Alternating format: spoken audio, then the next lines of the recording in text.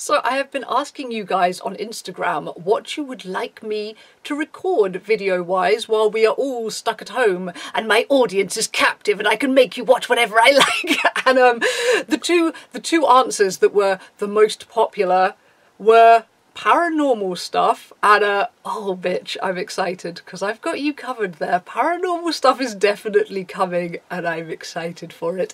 And thing number 2 was more goth club stories, and thing number 3 was more kind of drug trip stories. So 2 and 3 combined are pretty much this video. This is the tale of the first and actually only time I have ever been to Slimelight, the UK's kind of biggest, most famous goth club, although honestly it's more of an industrial club than goth these days, but it's you know, it's an institution. Slimelight doesn't seem to be going anywhere even as all the other clubs die, so that's good. But I've only been there one time and it was a really, really debauched, messy, bizarre freaking night. But it was also a hell of a lot of fun. So Slimelight is in London, and the reason that I have only been there this one time is that most people from up here in Birmingham, when they do Slimelight, they would get a train down in the evening, then they would be at Slimes literally all freaking night until like a coach would start running at about 7 o'clock in the morning. And I just, even when I was doing loads of stimulants, I just hated the idea of being stuck in a club for like, what, like 8-9 hours or something. I didn't want to do that. That sounded awful to me. I liked the idea of having a hotel, but then it's expensive and it's a hassle. So I dithered about Slimelight for so long. And then in 2006, when I was dating, you know, fuck it, I'm just going to use his real name because I don't speak to him anymore because he's an arsehole and owes me £200. Hi, John.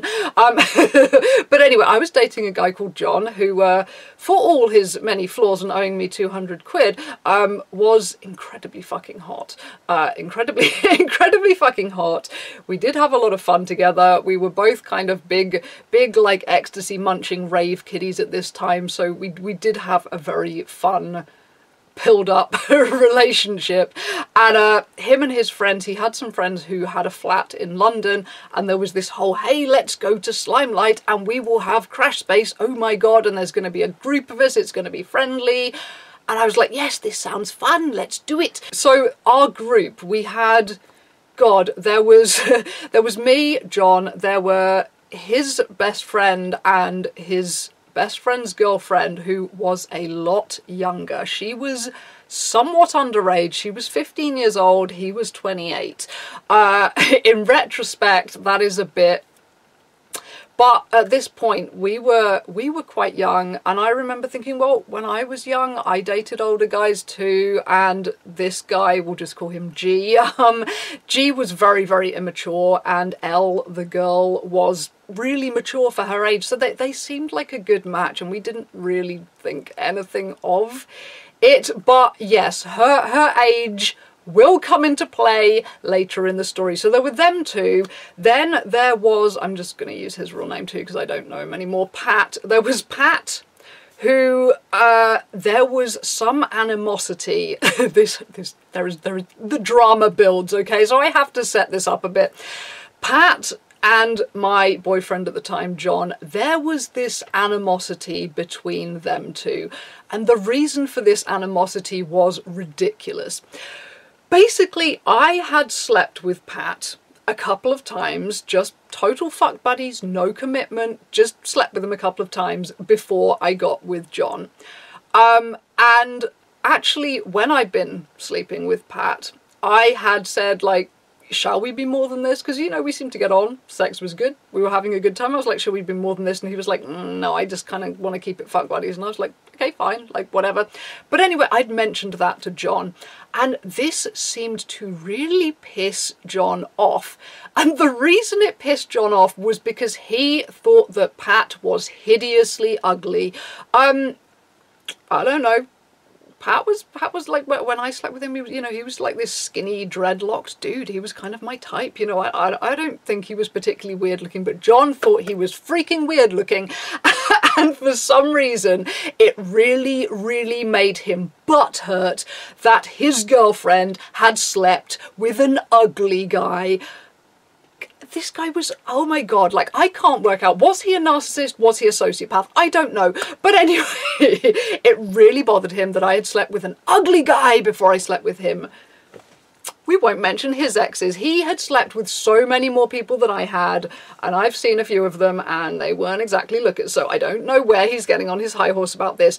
But more than that, I had slept with this ugly guy, and I had basically, like, in his mind, chased this ugly guy, that I'd wanted more with the ugly guy, and the ugly guy had rejected me, which was like, I don't know whether this gave John this kind of like, but like, is my girlfriend really as hot as I think she is? Like, if she's pursued this ugly guy, and then the ugly guy turned her down, like, I don't know. I don't know why he was like so fucked in the head about this whole thing, but he was, and this kind of made him hate Pat. So there was this bubbling animosity. I don't know whether Pat was really aware of this whole thing, whether he just thought, oh, John's like a little bit of a standoffish weird guy. I don't know.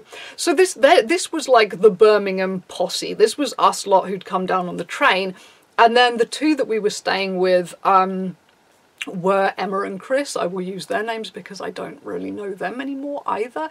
But Emma and Chris, they had this lovely flat. I think it was overlooking Finsbury Park. This will also come into play later.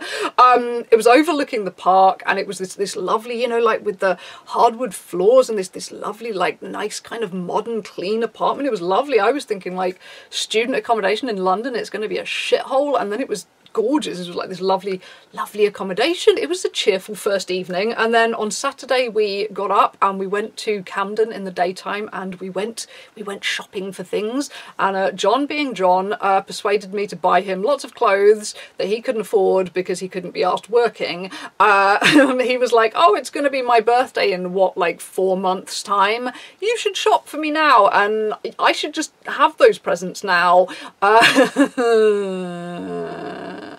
Yeah, nobody puts the moves on me anymore when it comes to money. Like, seriously, even lending someone a fiver these days becomes a whole goddamn thing, because I know where it starts. I know the little, oh, can you just lend me this? Oh, can you just buy me this? Oh, can you just borrow me this? And it stacks up and it stacks up and it stacks up, and then, you know, and then they steal your clothes and they don't give anything back. So, ooh, grudges and bitterness still held.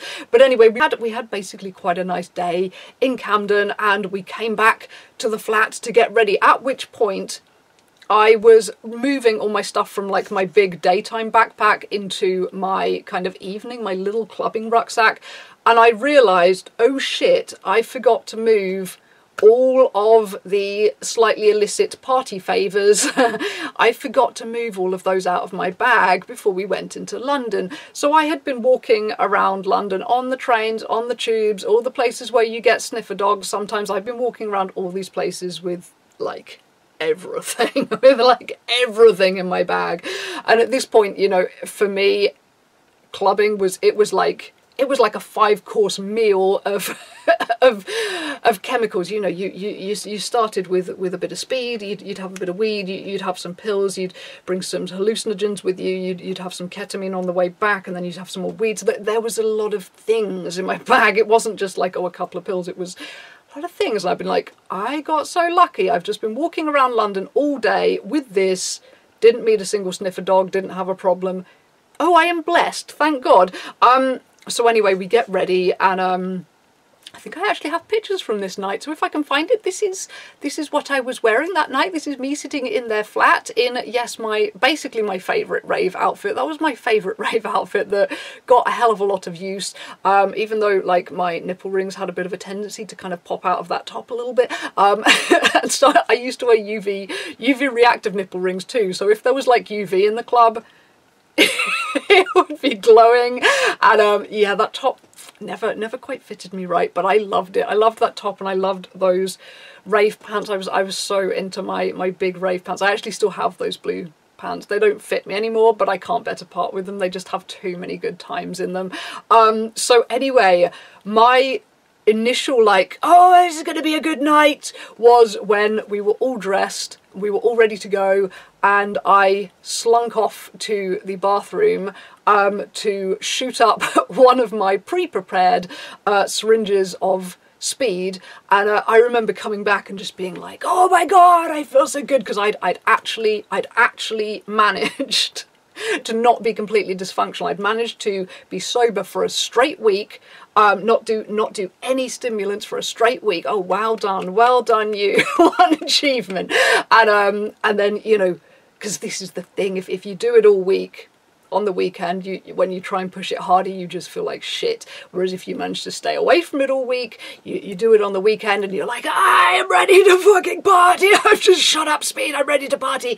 And I was just so hyper. And at this point, I was the only one of the group who did intravenous drugs.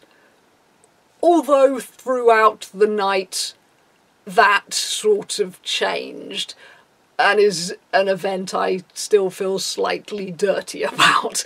But anyway, we were getting ready, we were getting hyped up. The main songs that I remember being played in like late 2006 and one military fashion show, like every time I hear that song, do do do do do do do do do do, the minute I hear that, like particularly in a club, I am right back in 2006 with Jon.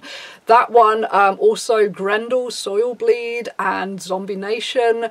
I was really obsessed with Colony 5, particularly Fusion and Plastic World. Maybe I will link the videos for those below if you want to go and have a listen and get yourself in the mood for this story, or have a listen afterwards.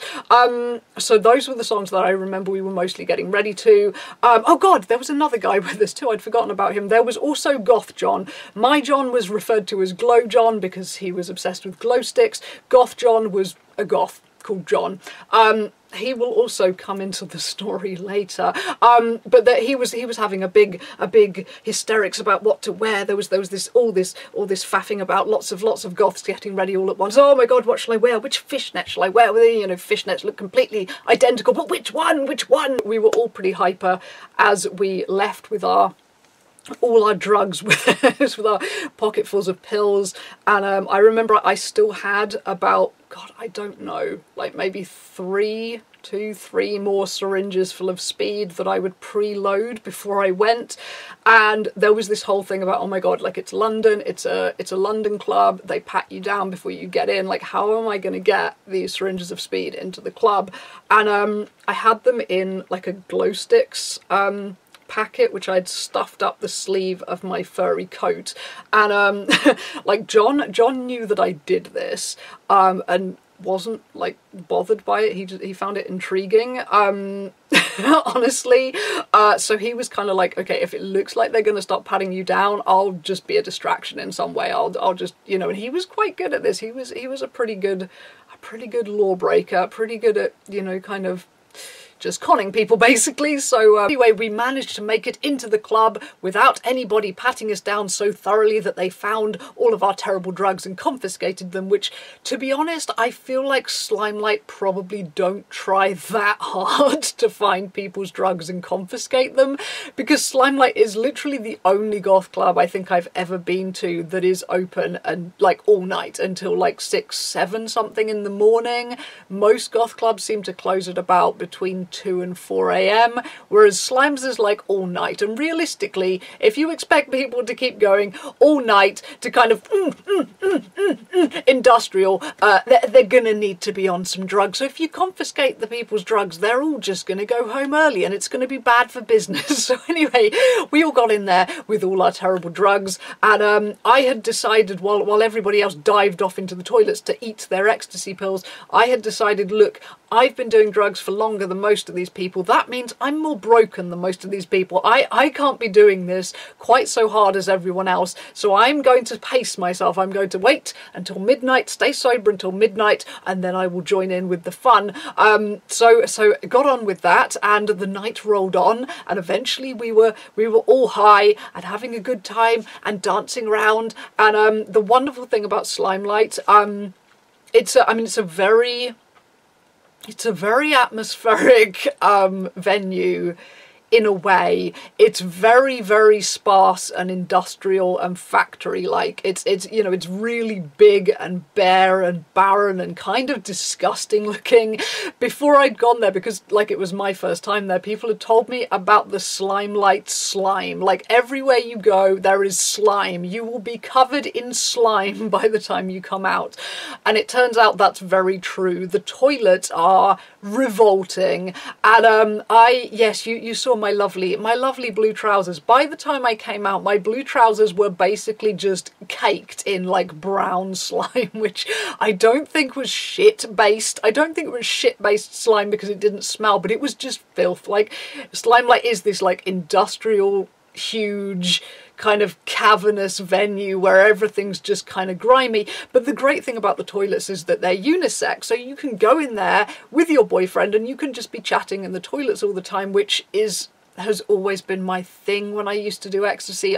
While I liked dancing on it and I liked clubbing on it, I guess I like to talk a lot and I like to get to know people, and ecstasy being an empathogen and the way that you connect with people, I always find that more interesting than dancing. Like, yeah, dancing feels good, but I would always rather be connecting with people. And actually, when I first transitioned from house parties to clubs with ecstasy, I hated it. It made me so anxious.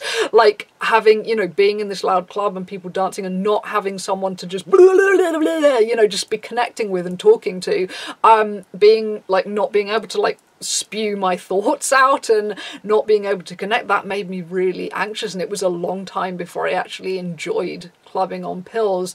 And even when I did, like, if anyone wanted to go into the chill out room and talk, I was always up for that. If anyone wanted to go home early and just hang out and talk, I was always up for that. I always preferred just connecting. So we probably spent like 80% of the night in the toilets together just talking.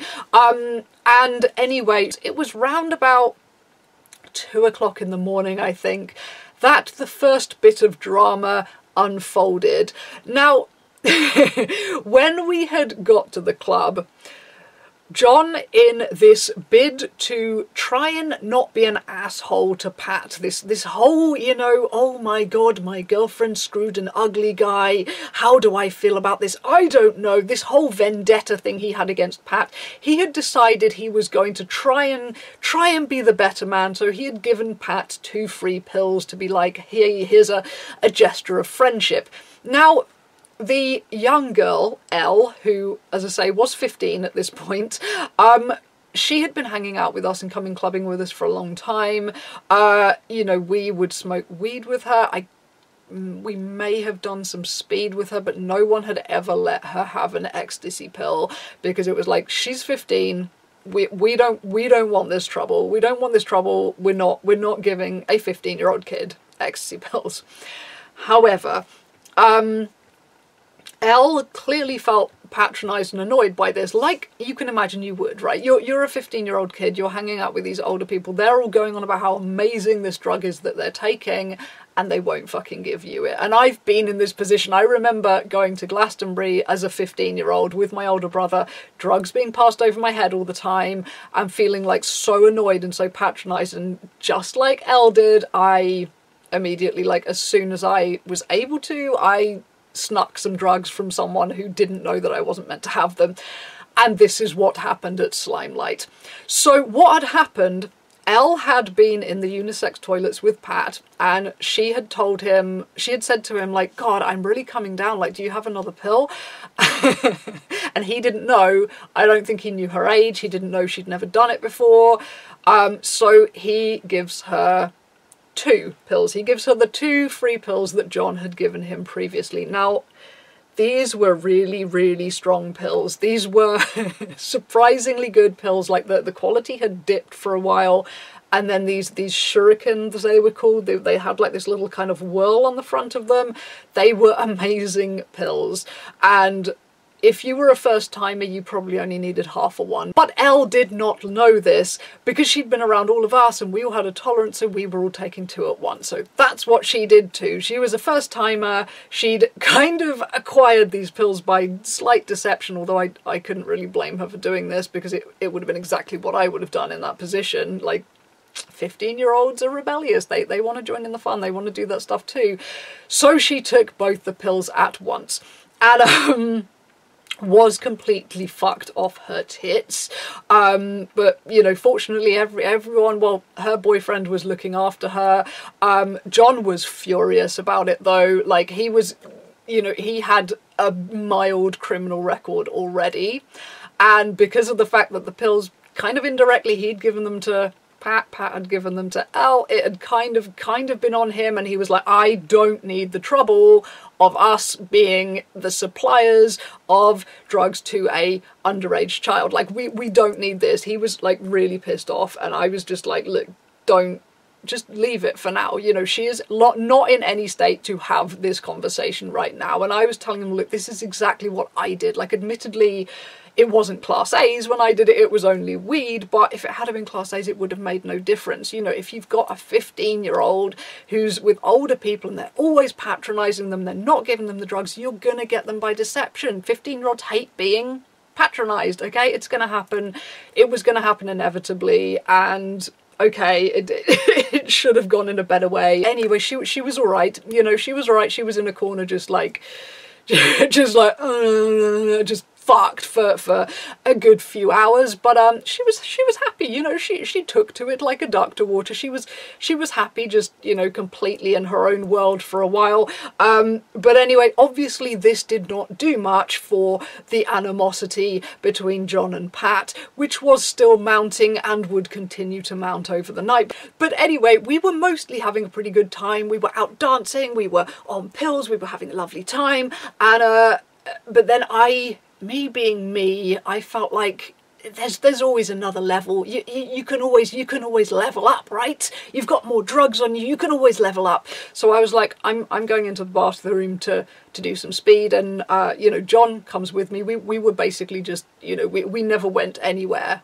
on our own in that club the whole night. We were just like club buddies, which I think is the way to do Slimelight. If you're going to be there like the whole night, it's really nice to have someone who, particularly if you're going to be very, very high, it's really nice to have someone who is constantly there for you and is constantly there with you, and you never have any weird bits where you're like lost in Slimelight, because it is like, it's on multiple floors, it's this big industrial venue. It doesn't have a nice vibe, to be honest, because it's so stony and cold and bleak. Like, it's not a particularly like, oh, this is a lovely place to roll, it's, you know. So it was nice us being together. So anyway, John comes into the toilets with me while I'm attempting to shoot up speed. Now I'm pretty practiced at this point. I've been basically addicted to it for a good few months at this point. However, I have always been prone to very, very shaky hands, and when you're on a lot of speed and a lot of ecstasy, your hands are like literally vibrating. Particularly if you're me, your hands are vibrating. Also, your vision, when you're on particularly good pills, your vision kind of like vibrates as well, and you kind of like slightly hallucinate things. So I'm trying to hit a vein with my, like, literally the needle is going like this in my hand. Like, every time I get into this position, my hand starts shaking literally to this degree. It's like, it's vibrating like this. I can't really see properly, and I'm just fishing around, just like getting nowhere. Like, John's just standing there like, he's never shot anyone up. He doesn't know anything about it, but he's just like, that doesn't look like it's gonna work. I'm like, it's gonna work, it's gonna work, it's gonna work. You know, like tourniquet in my mouth. I'm like, it's gonna work, it's gonna work. And I managed to get it a little bit in, and no, it's missing, it hurts, it's missed the vein, oh, that's no good. And at which point John's like, shall I try? I'm like, you don't know what you're doing. He's like, yeah, but I'm not shaking as much, shall I try? I was like, fuck it, fine, you try. So so he comes over, takes position, and you know, but he's also quite shaky and has no idea what he's doing. So he's poking around, you know, there's like numerous bleeding holes in my arm at this point, and it's all a bit of a clusterfuck, and he's like, nah, I don't think this is working. So he's like, maybe I'll try it on me. And I was like, but that's mine. He's like, you've got another one though. I was like, I don't feel comfortable with, like, corrupting you. He's like, nah.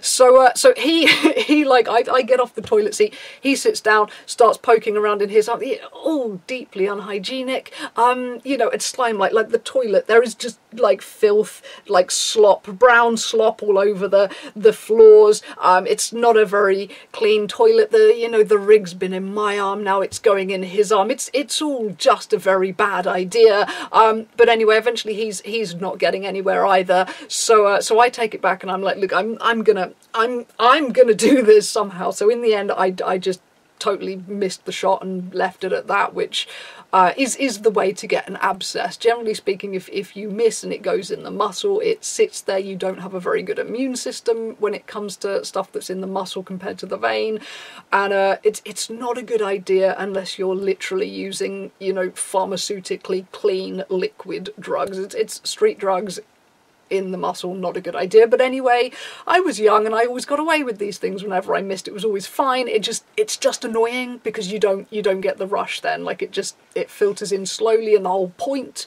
of shooting these things up is to get the rush. So that annoyed me, and it was one of those scenes where when you're on ecstasy, if something happens that makes you uncomfortable, it's very intense. Like it very intensely stamps itself in your brain. And I remember standing there in this filthy bathroom stall, and there's like my boyfriend who is like sitting on the toilet with a needle in his arm that is like mine. He's never done this before. He's trying to teach himself to do this in a revolting bathroom stall because I got him into it, and it was a deeply like, oh, this is not what going out on ecstasy should be like. You know, it's such an innocent drug, and this shit is too dark for what's going on. So anyway, you know, I think that may have been, was that the final syringe of speed, or was there another repeat of this ridiculous performance? I can't remember. But anyway, eventually it was done. It was done, and we went back out into the club, and we continued to dance around and have quite a nice time, until once again I was like, you know what, we need to level this up. We need to level this up. I've got some 2CB in my bag, which 2CB, it's a hallucinogen. It's a very friendly hallucinogen. It's quite like ecstasy. It's got like a really nice kind of stimulant, happy, euphoric kick, and it's very, very visual, like a lot of visuals, not much head fuck, and it only lasts 3 hours rather than like 8 to 12 like acid and mushrooms tend to, because most people think about hallucinogens and they think, oh my god, you're going to be seeing things, when really most traditional hallucinogens, it's not that visual unless you take a huge dose and you're in the right kind of surroundings. Most of the psychedelia is brain fuck. It's just crazy thoughts, crazy perception, like just mind fuck. Whereas 2C compounds, not much mind fuck, really happy, uplifted mood, loads of visuals, perfect hallucinogen. So I had done this before, but I'd never done it with ecstasy, and John had never done it at all. But I was like, look, we have these, let's do them. So we did, and the downside about 2C compounds is that when they kick in after about half an hour, they make you really nauseous. Like every 2C trip starts with vomiting like a fucking fountain. So it's kicking in, and we're kind of sitting in the club, and we're like, yeah, I feel kind of sick. Do you feel kind of sick? And we're like, I think we better go and puke. I think we just better go and like just get this over with. Like we could tell it's kicking in. Like we're not going to waste it if we throw up, but like if we don't make ourselves throw up, we're going to just throw up somewhere far less convenient. So we went back into the unisex bathrooms, and like you know, we were like, who's going first? Then I was like, you go first. I think I can wait. So John is the first one to bend over the toilet and stick his fingers down his throat and like retch up like a load of just water and drugs, and that was another moment I was thinking like, oh, this is a bit dark, isn't it? This is a bit dark. This you know, industrial grimy shithole of a toilet with this like coming through the walls, and you know, and I remember like him bending over, and he had like fat pants on. I think he was actually wearing my glow in the dark fat pants, you know, like rave pants.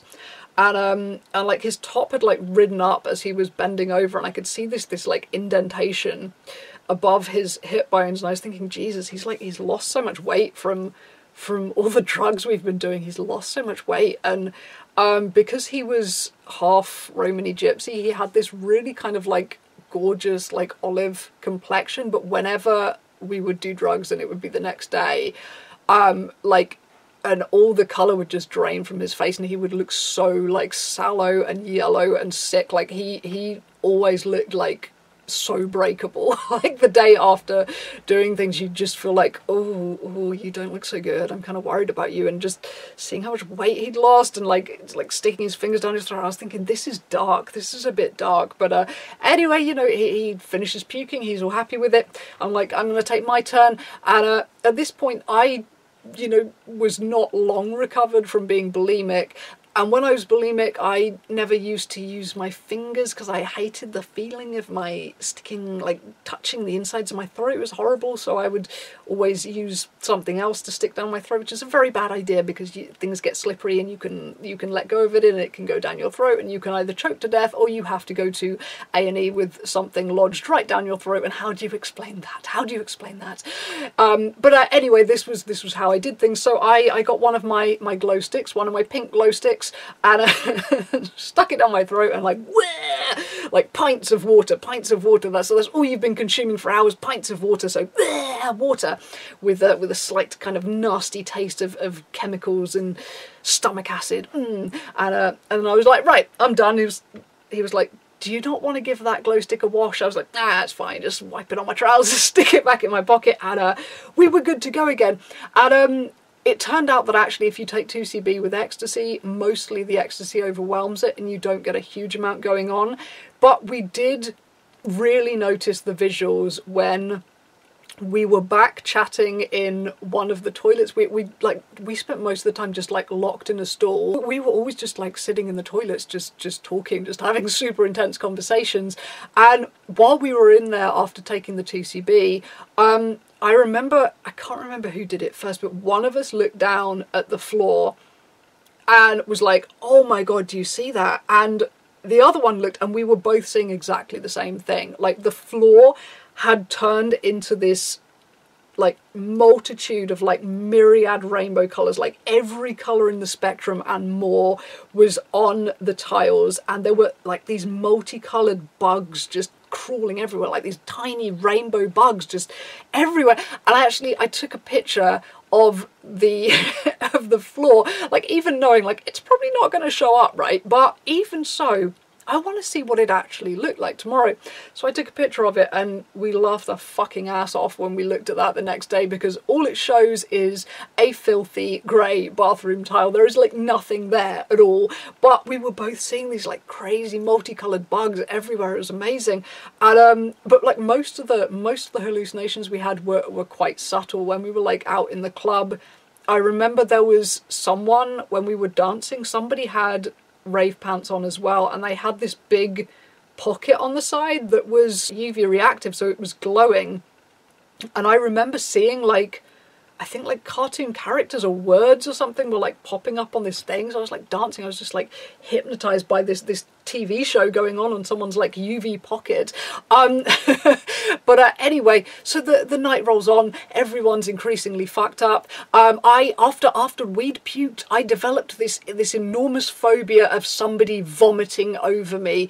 I remember when we were sitting out in the club and we were talking, and one of the girls, I think she leant over slightly to reach for her bag, and I was so convinced she was about to barf all over me. I was like, out of the way. Like every time someone made like a weird movement, I was like, oh my God, you're going to be sick on me. Everyone's going to be sick on me. It became like a thing. Someone's going to be sick on me. Don't let anybody be sick on me. I don't want to be puked over. So anyway, we eventually reached the point where we're like, you know what, we're all pretty fucked up. We're all pretty fucked up. It's about 6 o'clock in the morning. The buses are running. Shall we get out of here? So we herded everyone towards the doors, and then they started playing Dream Disciples Room 57, which is a song I love so much and have so many memories attached to, that I had to go and dance to it. I couldn't not. So I dragged John off to the dance floor, and we danced to that. and eventually we were able to leave, at which point we got out of the club and found the rest of them standing outside in the freezing fucking cold in December at 6 o'clock in the morning, being really pissed off, like, where were you? You were herding us out of the club and then you disappeared and we've been waiting here for like 10 minutes. Where the fuck were you? Sorry, they were playing a really good song, I could not do it. But anyway, we got on one of the buses to go home, and that was one of the most surreal experiences of my life. Like, because, yeah, as I say, the clubs up here close at about between 2 and 4 a.m. So usually you get home, you have your own little after party. If you go out and see the dawn, you just do it on foot. Whereas in London, getting on this bus at like 6:30 in the morning, it was full of like all these people going to work. And, you know, all these people like in suits and, you know, in jumpers, in coats, and they've just woken up. They're seeing the day from one side, and we've been awake all night. We're seeing the day from the other end. We're completely wasted. These people are all very sober and sensible and going to work. And it was just this, it was very surreal. It was like, this is you're like creatures from another universe. I don't know what to do with you. So we're on this bus, and it was like so bright in there. You could just see, the state of everyone's pupils. Everybody's like massive pupils. And like G always looked, the older guy, he always looked like a cat. He always reminded me of a cat when he was high. I don't know, just like the big eyes, and he was like so innocent, and he always reminded me of a cat. But eventually we get to our stop, and we start getting off the bus, except we realise as we've got off that Goth Jon is still on the bus, and we have to go and try and get him off the bus, but he keeps saying, I have to get my bag, I have to get my bag, I haven't got my bag, I haven't got my bag, I have to get my bag. And everyone's like, you haven't got a bag, you haven't got a bag. And he's trying to just scoop up handfuls of air from the seat. He's picking up handfuls of air from the bus seat going, my bag, you can't, I've got to have my bag, I've got to get my bag.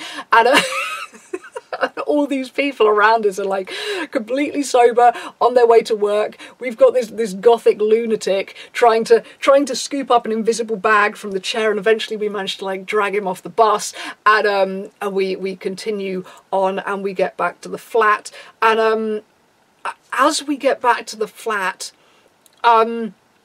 first of all, there seems to be this sort of, it's the vibe is getting a little bit weird. You know, we've all been awake for a very long time, and at this point, you know, people are coming down. The empathogen qualities are no longer quite so strong. Nobody's completely sort of loving each other anymore. It's all getting a bit sleep deprived and icky. And I remember, like, I was like, we need some weed. We need to just like mellow out and chill a bit. But I couldn't really roll a joint because my hands were still doing this. So me and the London guy whose flat we were staying at, we were kind of both together trying to put together this joint when like neither of us could really see properly. Our hands were vibrating, and eventually, like, between the two of us and multiple failures and, you know, bits of like Rizzler that just didn't work, eventually we managed to like craft this joint that looks like an ogre's toe. You know, it's got knuckles, it's massive, everything's falling out of it, it's a hot mess, but it's gonna smoke, it's gonna be okay. So we go out onto their tiny little balcony to smoke this joint. Now John was standing on the balcony, so like his back's to the view, and I was standing in the corner here, and Pat was standing right here, so the joint's going round. The joint gets to Pat, he smokes some, and then he flicks the ash, and the ash blows, because the balcony's open and everything. The ash blows and it goes right smack into John's face. And there was just this deathly silence, and the longest 5 seconds in the world passes by as John just glares at Pat as though he wants to rip his fucking throat out. And literally, I'm thinking, oh my god, the shit is about to go down. Like, and Pat could see it too. He was just babbling apologies, like, oh my god, I'm so sorry, I didn't mean to do that, I'm so sorry. Because Pat was like this weedy little skinny dude.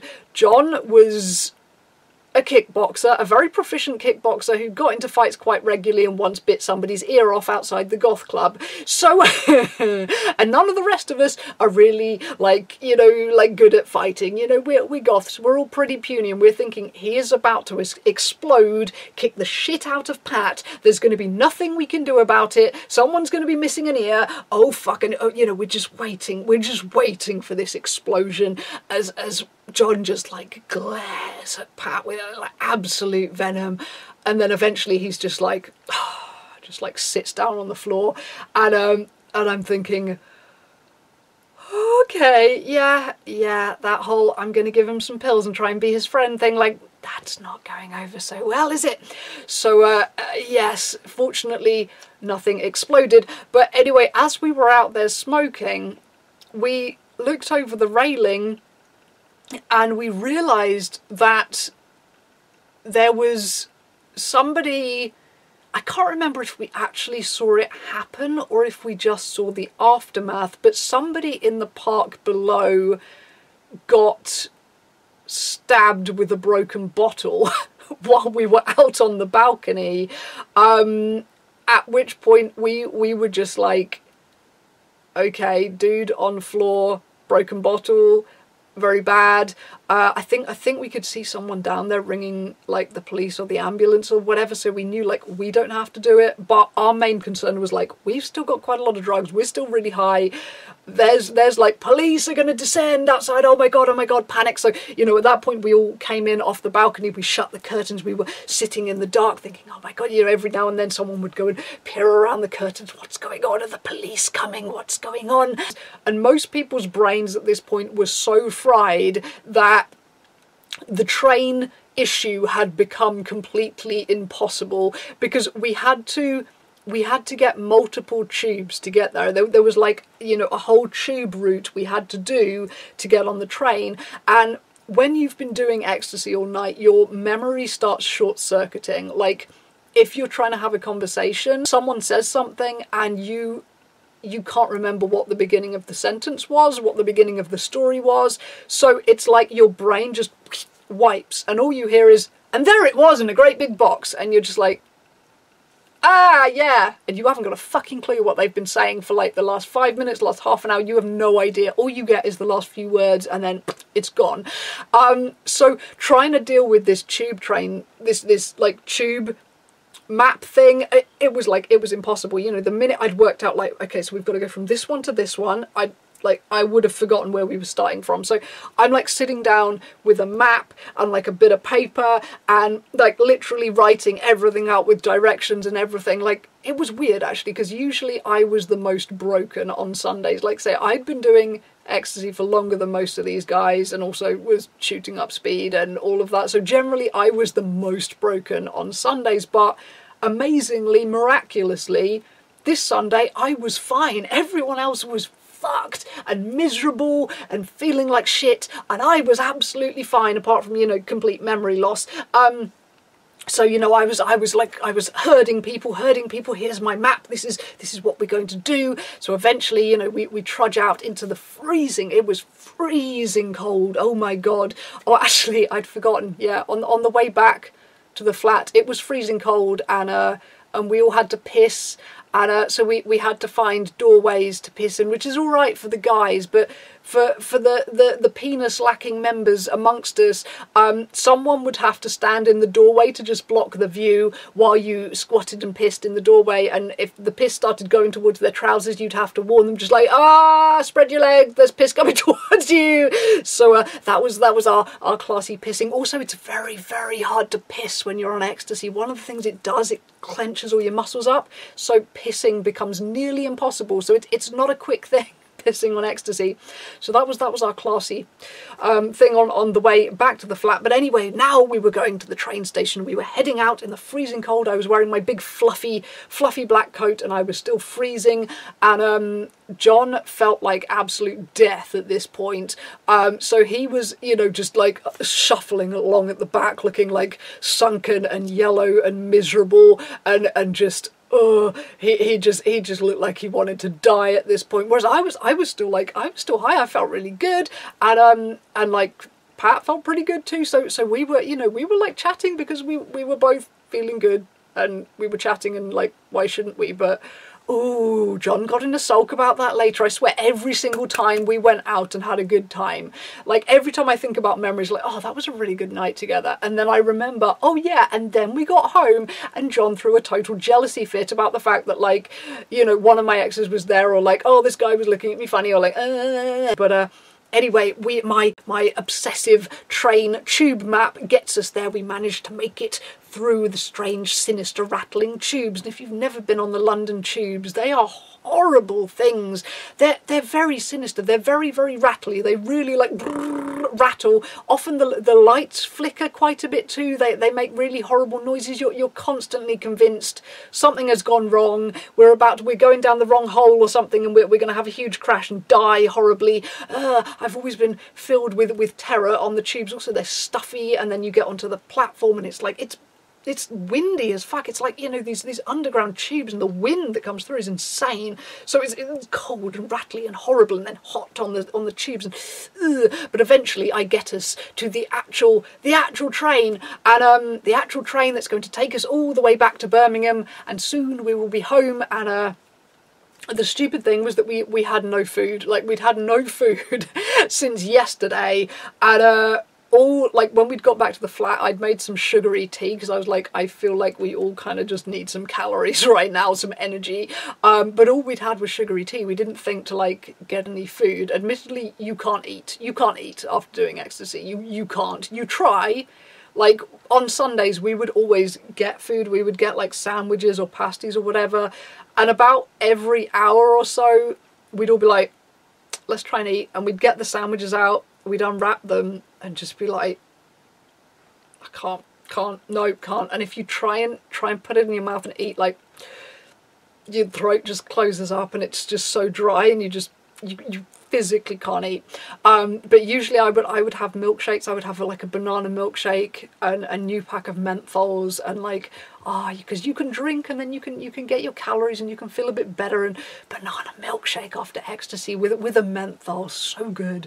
Can't have either of those things anymore. Very sad indeed. But yeah, we had no food at all, no calories of any sort. All we had was our water bottles all the way back to Birmingham, which kind of sucked a bit. But in general, I was still so high and happy. I think I was just annoying the piss out of everyone. I had Ultraviolence Hardcore Motherfucker stuck in my head, so I was just sitting there going hardcore motherfucker, hardcore motherfucker, until someone would be like, seriously, shut up, I'm trying to sleep.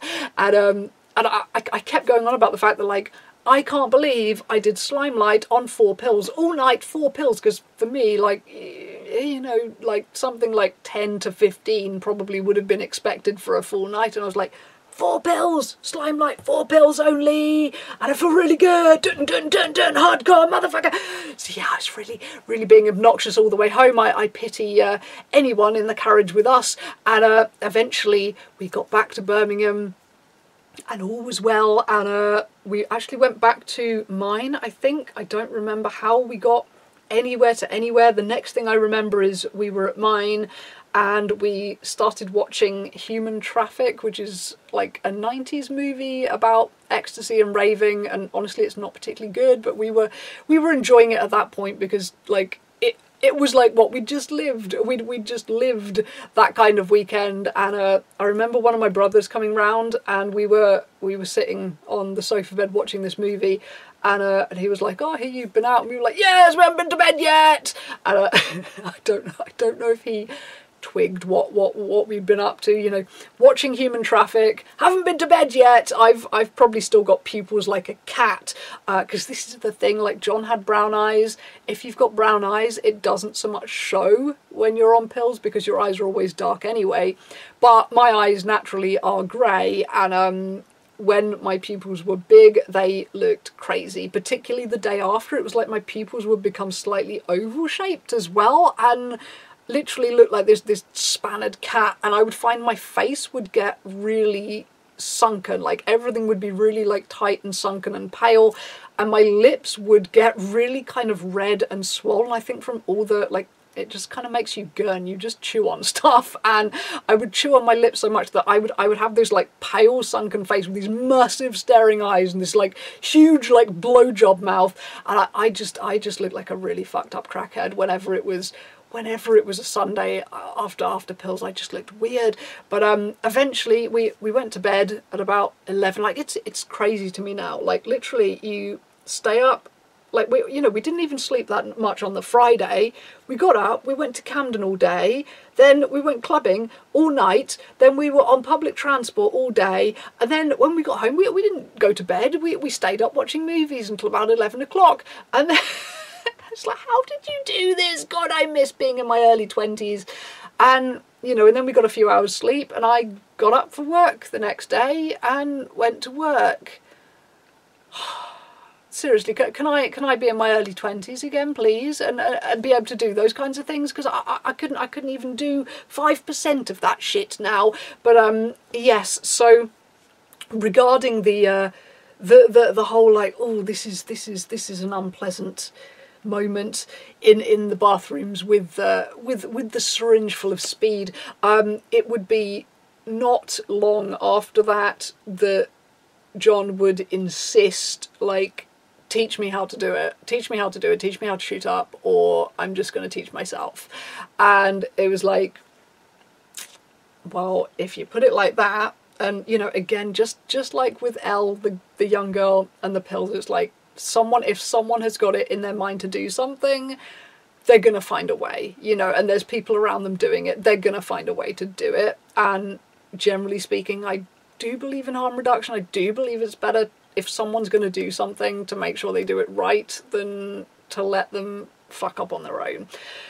So even though I felt extremely icky and wrong about teaching John to shoot up, I did, and that honestly just became a very bad idea between the two of us, because when there's just you doing it, you only do it when you want to do it. But if someone else is doing it, if you've decided, right, I'm not going to do it for a few days because I feel like shit, you stick to that until they go, yeah, but I'm going to do a bit, and then they're doing it in front of you, and you're like, oh, fuck it, I'm just going to do a bit. And then you feel like, once he started doing it, we were doing so much. And I remember that there would be a lot of days that I couldn't even stand upright because my heart felt so fucked up. Like, I have some kind of like postural thing, POTS it's called, seems like something that I very probably have, where your heart rate goes a fuck of a lot faster when you stand up, and then it really drops when you lie down. So because my heart would always go faster when I was standing up, after a few days on speed, like my heart felt like a wet sponge being thumped with a baseball bat. It was just like boom, boom. You could feel it like straining in your chest with every beat. And like lying down, it didn't have so much stress on it, and it was okay. But the minute I would try and get up and walk around, like the more upright I got, like the harder it was straining. So I would be like walking around hunched over, just trying not to have a heart attack, basically. And this was the next however long until the supply of speed just in the area totally dried up, and neither of us could get anything. And that was, in retrospect, probably about the best thing that ever happened, because I don't know that I would be sitting here if that level of abuse had have continued. But on the upside, once the speed dried up and you couldn't get anything, that was basically it for John and intravenous drug use. He didn't follow me into doing heroin or anything like that, so I don't have that on my conscience. Like, I didn't get someone into intravenous drugs and then have them become a massive addict and die of an overdose, because if that had have happened, even though he was a shitbag who still owes me £200 and a pair of New Rocks and 2 of my vintage hoodies, I still would have felt a bit bad if he died. So that was probably one of the messiest nights out clubbing. And yes, regarding the underage girl Elle and her first time with pills, well, she seemed to have a lovely time, and after that we just let her get on with it. When we did pills, it was just like, look, you've already done them, you're clearly going to find a way to do them again if we don't let you, so have a pill, But we would we would make sure she wasn't like doing 2 at once anymore. It's like, look, you're new to it, you do not need to be doing that, that's not a good idea. So we kind of let her continue, and she turned into a perfectly fine functional person. You know, she went to uni and is a perfectly fine functional person now, so she was all right with all of that. And the older guy, G, he had a really horrible trip a few months after that. I remember going to a fetish club, and as soon as I walked in the door and went to the bar, one of them grabbed me and was like, come over here, like, G is having a really horrible time, like, come and save him, like, because I was the one who'd been doing these things the longest. I guess everyone figured, you'll know what to do, come over here. And he is just like a mess. He's completely freaking out, doesn't know who he is, doesn't know what's going on, just totally panicking. He said afterwards, when he saw me, what he saw was a cat. He saw me as a big, black, fluffy cat with huge green eyes. That was what I looked like to him at that point, apparently. And I was just like, literally, like, get him out of here. Like, you might even want to get him to hospital. Like, I don't know what he's taken, but clearly he's taken a pill that is not a pill. Like, I don't know what he's on. Physically, this is bad. Like, mentally, this could fuck him up for a long time. Like, I would seriously consider getting him to hospital. Like, empty out his pockets, make sure he's got nothing on him, take him to hospital. Realistically these days, I think I would have just gone for like set and setting, get him out of there, get him somewhere chill. But my main thing was like, get him out of the club. Like, you know, it's loud, it's noisy, it's aggressive, it's dark in here, it's just not the place for him. Like, get him out, maybe take him to hospital. And apparently they got him, and they managed to get him in the cab, and like a few streets away he just popped out of it and he was fine. But the people he was there with, because he'd had these pills which obviously were full of something bad, and the people he was there with were on pills that seemed to be okay, and their solution to this had been, hey, why don't you give him one of these pills? Like, it'll probably bring him out of it. These pills are good pills. He'll probably be fine with one of these. Maybe it would have done. I mean, I've been on hallucinogens and had pills, like good ecstasy, help, but all the same, I think, look, dude might be in some kind of overdose situation. Hey, give him more pills, try and straighten him out. What the fuck are you thinking? So yeah, so this is the directions where multiple people went. And yeah, actually, G, this guy, this older guy, nobody really seems to know what became of him in the end. Like, him and John stopped hanging out after John kind of showed his true colours and started stealing from people's houses. And rather than saying sorry, like, he could have just said sorry. Like, literally, my friend Jazz, who died in 2017, every time I saw him, he would mention, like, have you heard from John? You know, because he was really close friends with John too, and he never understood, like, you know, why would he steal from us and just, like, not apologise? Like, all we wanted was an apology. Like, I didn't even care about having the stuff back. I just wanted an apology. Like, what happened to my friend? And Jazz never, you know, he was such a kind person. He never really got how someone could be such a dick. You know, and he would always ask me about John, because he was like, look, the guy was a dick. You know, and he stole from everyone, but, like, when it came to you, like, he loved you. He would have done anything for you, which I think was true at the time. But anyway, after Jazz died, I found John on Facebook and sent him a message saying, look, Jazz is dead, BTW. Oh, and, like, the last time I spoke to him alive, he asked me about you and, you know, why you stole things and why you wouldn't just say sorry. He still wanted to be your friend, and you were just too much of a fucking dick to even give him an apology. And it was about 6 months later that John accepted my friend request and immediately tried to video call me. So I'm just, like, at home, it's like late at night. My ex, who I haven't spoken to, like, the last contact I've had with, is this aggressive message about our dead friend. He tries to fucking video call me, like, this complete dick move, so he can just catch me unawares. Like, I didn't take the call. I assume he unfriended me, but I could see from his profile picture that he had been to Thailand, so clearly he had some money from somewhere now. And do you want to give that to me? You know, this whole, like, oh, I'm not paying you back because you don't need it. You've got a job. You don't need the money, but if you ever need it, I will get it for you, like that. Well, you know, as soon as I was like, you know, had a nervous breakdown, was on disability, could have done with that money. No, it didn't show up. No, bullshit artist. But anyway, so once Jon really showed his true colours with this, and he just excommunicated himself from the whole scene rather than apologise to people, he just moved on, which is honestly what narcissists and sociopaths do. When he came to the scene, he had nobody to vouch for him. You know, his whole story was like, oh my god, like all my friends turned on me, they made up stories about me, they turned on me. And so it's so good to have like new friends again. This is what they do.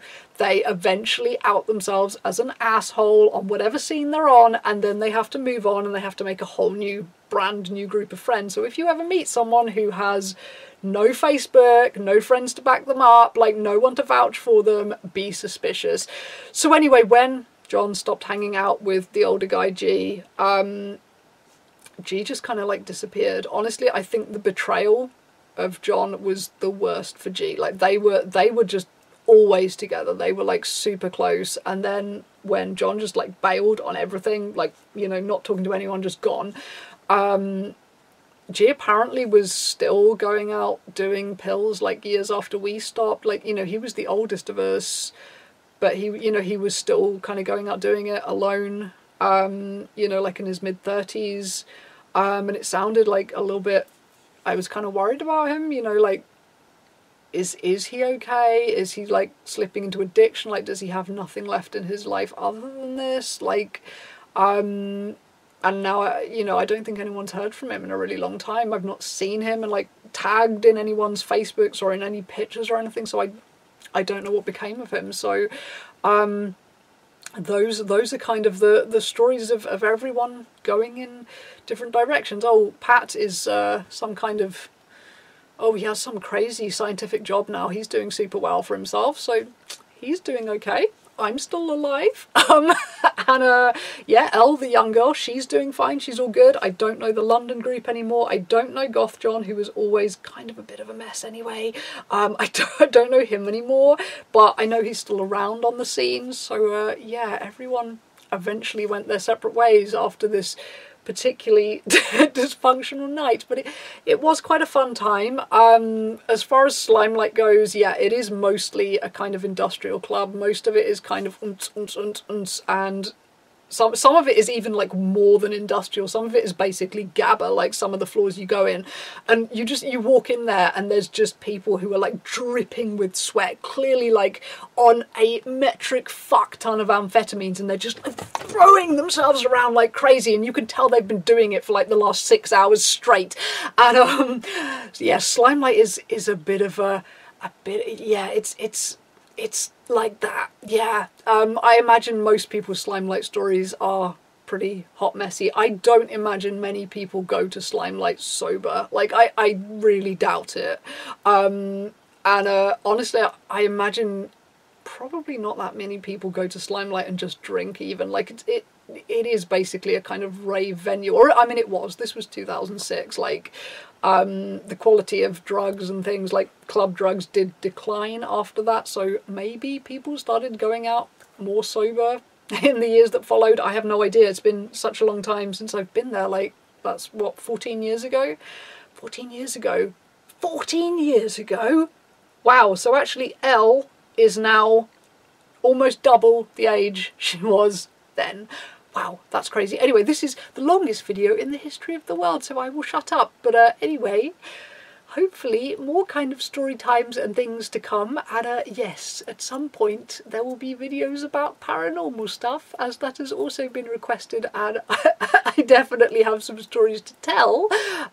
Also, with lockdown driving me crazy, I have bought myself a motherfucking tent, which I'm going to be pitching in my garden, because it's just going to be so nice to be like, hey, I'm in a tent again, let's pretend I'm on an adventure, let's pretend I'm not just in the garden like a 6-year-old at a sleepover. I'm going to be in a tent in my garden, so hopefully there will be some little vlogs and maybe some spooky stories from a tent in my garden, so we can all pretend we can go on little adventures still. So that's what's coming up, and I'm going to shut up and fuck off now. But if you have had any ridiculously debauched fucked up nights at Slimelight or elsewhere, feel free to tell them below, because I always like that sort of story. So bye bye, over and out.